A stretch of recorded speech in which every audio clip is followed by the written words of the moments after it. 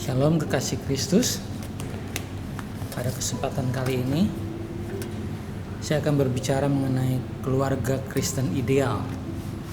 Keluarga yang bersyukur dan memuliakan Tuhan. Sebelumnya kita berdoa. Bapa di surga, kami akan merenungkan kebenaran firman-Mu. Biarlah kebenaran firman-Mu itu menolong kami untuk memahami bagaimana kami harus menjalani hidup ini sebagai sebuah keluarga. Roh Kudus tolong kami untuk bisa memahaminya, bahkan lebih dari itu untuk dapat menerapkannya dalam hidup keseharian kami. Kami mohonkan ini dalam nama Kristus Yesus Tuhan kami. Amin. Jemaat yang dikasihi Tuhan, saya akan ajak kita baca dari Ulangan 29 ayat 18.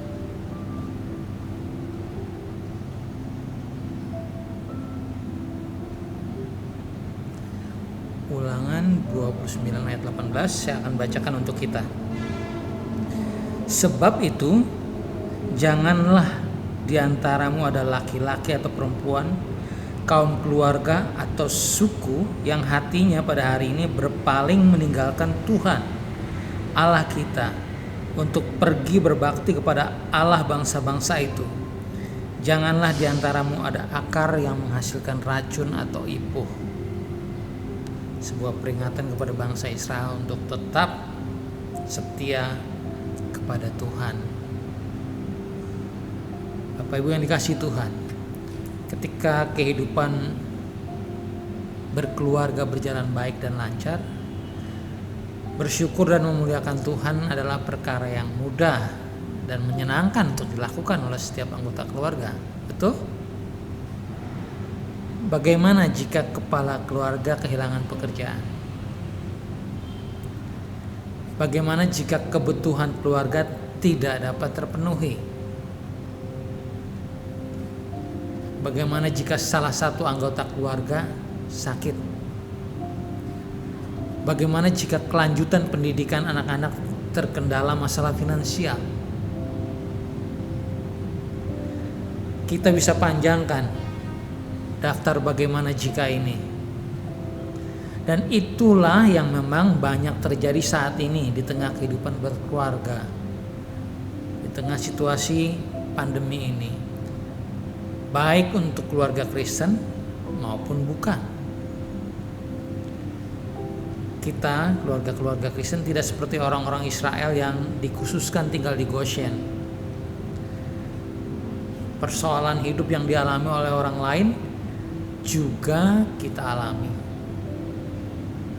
Jadi apa yang memungkinkan kita dapat bersyukur dan memuliakan Tuhan dalam kondisi yang kurang menyenangkan?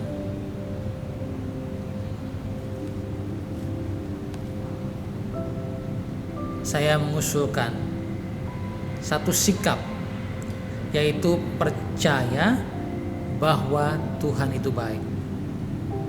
Apapun yang terjadi dalam hidup kita bertujuan, sekali lagi saya tekankan, apapun yang terjadi dalam hidup kita bertujuan untuk mendatangkan kebaikan bagi kita yang mengasihi Dia, yang terpanggil sesuai dengan rencananya, sebagaimana tertulis dalam Roma 8 ayat 28. Saya ajak kita untuk mengingat kisah janda di Syarfat.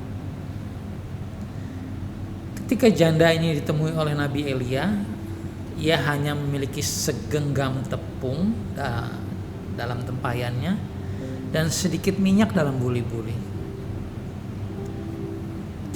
Janda ini bahkan tidak memiliki optimisme untuk hidup lebih lama jika persediaan tepungnya habis. Nabi Elia dikirim Tuhan untuk meminta makan dari keluarga ini.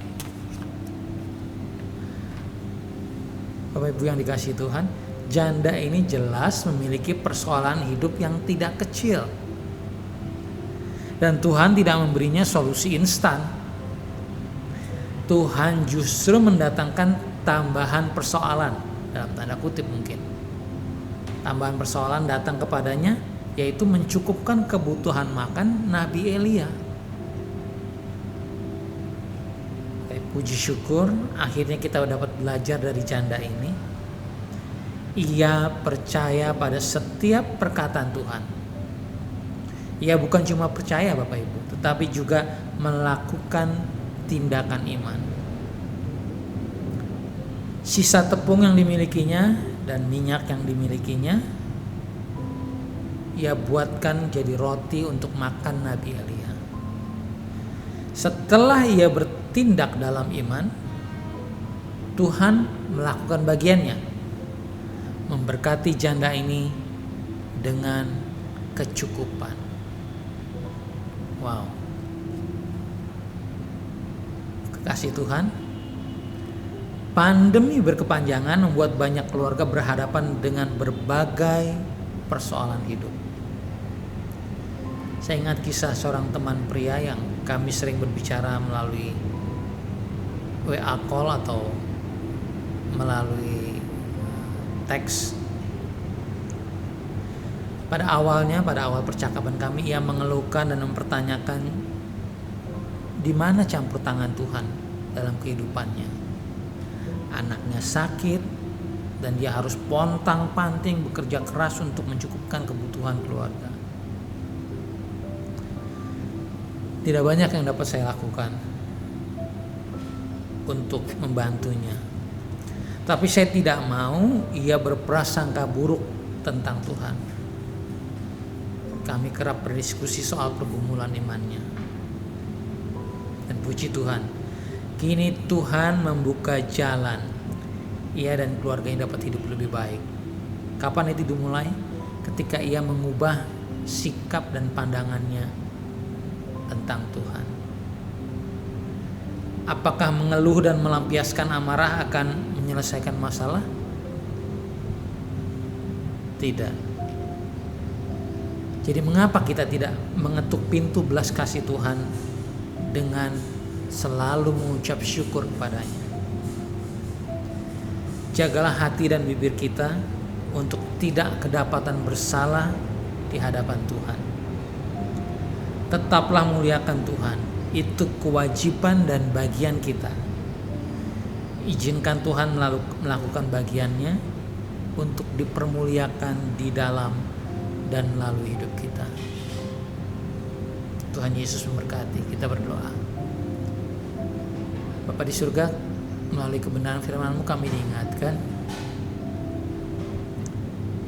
melalui iman percaya pada setiap perintah Tuhan dan bertindak melakukannya, itu jauh lebih baik daripada kami mengeluh, daripada kami marah menghadapi situasi saat ini.